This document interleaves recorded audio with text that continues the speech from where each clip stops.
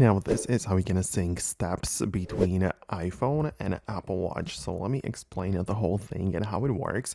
If you are new here, subscribe so you don't miss videos like this one. And so the Apple Watch naturally tracks the steps based on the data on your wrist, like based on all of the sensors. And as long as it's the iPhone that the Apple Watch is paired with and completely connected to, then the data should be synced automatically. So make sure that you have the connections enabled, like the Bluetooth and Wi-Fi on both devices. Make sure that when you go to the Apple Watch and to the control center, that the iPhone is in fact connected so the data can pass through.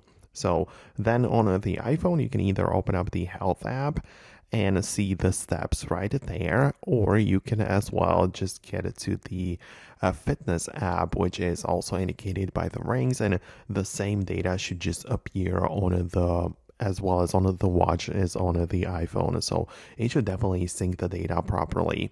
Keep in mind that there are also dedicated apps on the App Store which can sort of display the data in a different way in UI. For example, apps like Pedometer basically just tracks the same data that the Apple Watch captures, but it can perhaps track it and show it differently, and it gives you even the widgets if you wanted to do that. So you can take a look at such app, but keep in mind that the data should always be synced automatically between the watch and the paired iPhone. So I hope it helps. If not, try to restart the devices and just see what happens. But I'm gonna wrap up the video right now.